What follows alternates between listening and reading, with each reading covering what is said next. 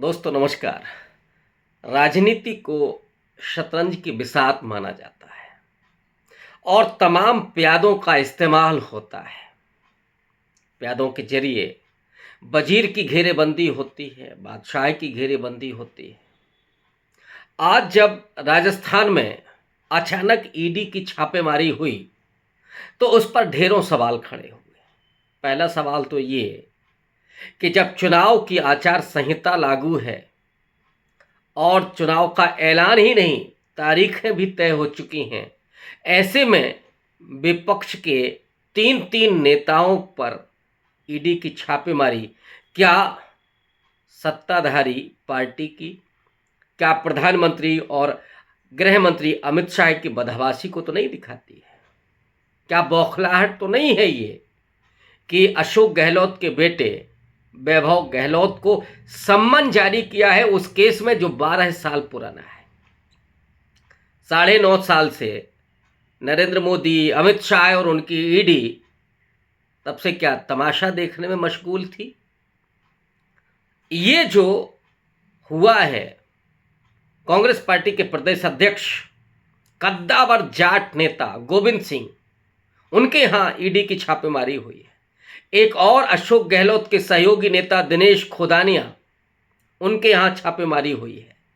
और ये तीर कहीं उल्टा ना पड़ जाए, और इसीलिए कई बार तो ये शक होता है कि अब अमित शाह ही कहीं नरेंद्र मोदी को निपटाने में तो नहीं लग गए हैं, क्योंकि ईडी गृह मंत्रालय के जरिए छापेमारी करती है, वहां से वो आदेश लेती है। जाहिर तौर पर ईडी की इस छापेमारी का असर चुनाव पर होना है। जो गोविंद सिंह हैं, जाट नेता हैं, और वो जाट समाज जो लंबे समय से राजस्थान में अपना मुख्यमंत्री देखना चाहता है। 50 सीटों पर उसका प्रभाव है, 10 जिलों में जाटों की बड़ी आबादी है। ऐसे में जाट क्या दुर्विकृत नहीं होगा? क्या एकजुट नहीं होगा? क्या एकजुट होकर के वो मुकाबला नहीं करेगा? क्योंकि जाट जो है लड़ाका कौम है, उस पर पलटवार करने का मतलब है कि अब युद्ध के लिए न्योता देना, चुनौती को स्वीकार करना। क्या नरेंद्र मोदी उसके लिए तैयार हैं? या नरेंद्र मोदी ने एक नई रणनीति बनाई थी? अब वो इस बात को जान गए हैं कि उनके चेहरे पर अब चुनाव नहीं जीते जा सकते। ये तो अब यकीन उनको हो चला है, और इसीलिए उन्होंने ईडी को सामने किया। और उस पर तो आज सवाल मल्लिकार्जुन खड़गे ने भी उठाया। कांग्रेस पार्टी के 55 साल के राजनीतिक अनुभव वाले नेता, जिन्होंने अपना राजनीतिक करियर ब्लॉक अध्यक्ष से शुरू किया था और वो राष्ट्रीय अध्यक्ष हैं, दलित चेहरा हैं, दक्षिण भारत से, कर्नाटक से आते हैं। आज उन्होंने कहा कि ईडी का इस्तेमाल जिस तरह से हो रहा है वो विपक्ष के लिए ऊर्जा ही देगा और नरेंद्र मोदी की उस पूरे डराने की कोशिश को नेस्तनाबूद करेगा। मुझे याद आता है कि राहुल गांधी ने एक भविष्यवाणी की थी कि नरेंद्र मोदी जब जब डरेंगे, जब जब डरते हैं, तब तब वो एजेंसियों का इस्तेमाल करते हैं, ईडी, सीबीआई, इनकम टैक्स। और आज वही राजस्थान में देखने को मिला। क्या राजस्थान में भारतीय जनता पार्टी इतनी बौखलाहट में है कि उसने आखिरी दांव चल दिया है? दरअसल राजस्थान वो राज्य है जिसमें बीजेपी को कुछ उम्मीदें थीं। 5 राज्यों में से जहां पर चुनाव हो रहे हैं, मिजोरम में तो वहां के मुख्यमंत्री ने यह कह दिया है कि हम मोदी के साथ बैठ नहीं सकते क्योंकि लोगों का बहुत विरोध हो रहा है। तेलंगाना में बीजेपी किनारे लग चुकी है, अपने आप को उसने खुद समेट लिया है, क्योंकि अगर वो चुनाव थोड़ा सा भी लड़ती तो कांग्रेस पार्टी को बहुत आसान जीत वहां मिल सकती थी। इसीलिए एक तरह से प्रकारांतर से उन्होंने बीआरएस को वहां सपोर्ट करने के लिए विड्रॉ कर लिया है। 3 राज्य बचे हिंदी पट्टी के, छत्तीसगढ़, जहां पर रमन सिंह को किनारे लगाने के बाद वहां बीजेपी का कोई दूसरा बड़ा लीडर नहीं है जो संभाल सके। मध्य प्रदेश, जहां इतनी सुरफटोवल है, इतने बड़े बड़े लीडर्स को लगा दिया है और शिवराज सिंह चौहान को चुनौती दे दी है। वो शिवराज सिंह चौहान जो ओबीसी जमात से आते हैं।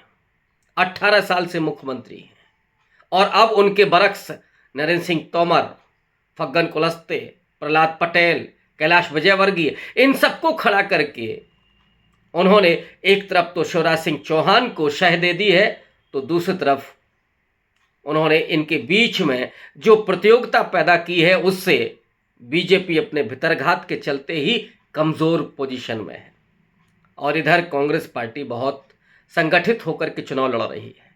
कमलनाथ ही नेता है, इसको लेकर के कोई संदेह नहीं है दिग्विजय सिंह को, और ना ही वो कोई काउंटर कर रहे हैं, ना ही कोई वो सवाल खड़े कर रहे हैं। ले दे करके एक राजस्थान बचता था जहां पर बीजेपी को उम्मीदें थीं, और इसलिए भी थीं कि अशोक गहलोत की सरकार वहां पर चल रही थी। कांग्रेस की सरकार थी तो एंटी इनकम्बेंसी भी उनके पक्ष में जा सकती थी।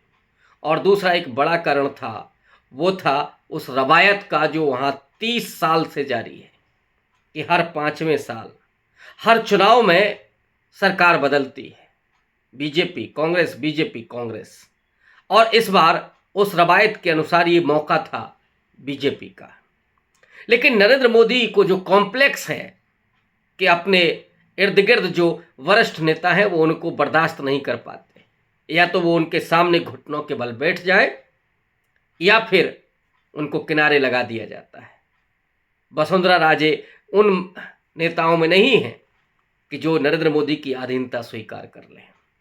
उन्होंने नरेंद्र मोदी के सामने आंखों में आंखें डाल करके बात की।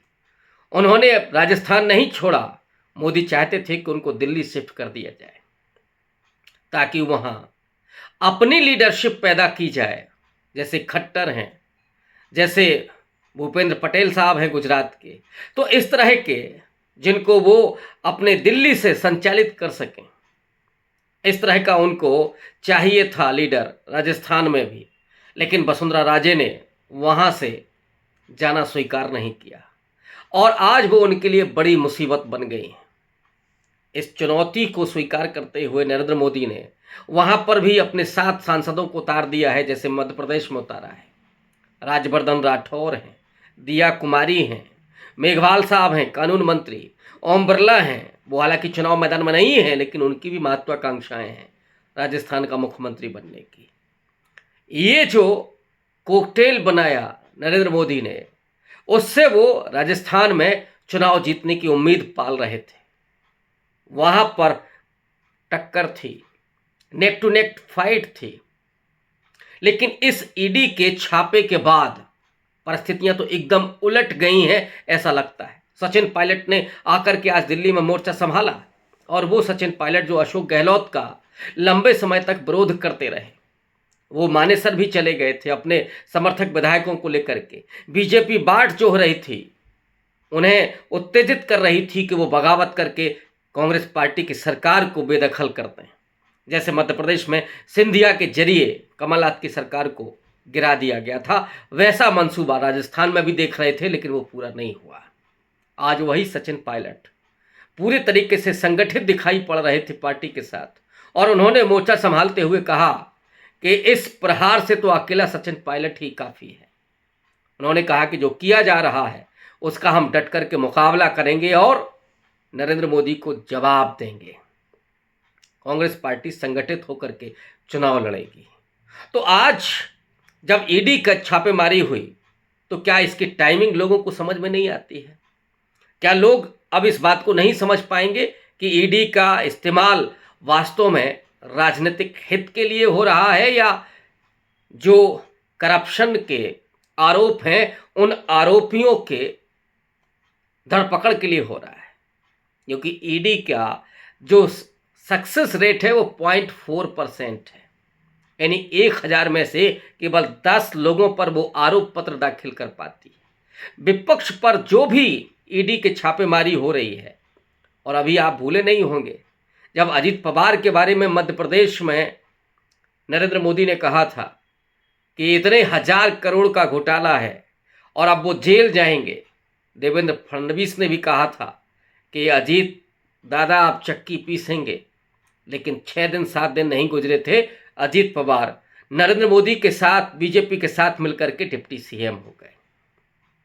तो इस छद्म को अब इस देश की जनता भी समझ गई है, और इसीलिए इस ईडी की छापेमारी का कोई असर या कोई लाभ बीजेपी को नहीं होने जा रहा है, उल्टा इसका लाभ कांग्रेस पार्टी को मिलेगा।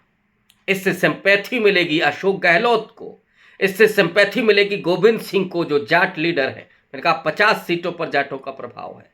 इससे सिंपैथी मिलने वाली है कांग्रेस पार्टी को, और राहुल गांधी की वो सच बात साबित होने जा रही है जिसमें उन्होंने कहा था कि नरेंद्र मोदी जब जब डरते हैं तब तब वो अपनी एजेंसियों का इस्तेमाल विपक्ष के लोगों पर करते हैं। लेकिन अब विपक्ष एकजुट है और जनता इस खेल को समझ चुकी है। ऐसे में नरेंद्र मोदी को शिकस्त मिलना लगभग मुमकिन दिखाई पड़ रहा है, लगभग सुनिश्चित दिखाई पड़ रहा है। शुक्रिया।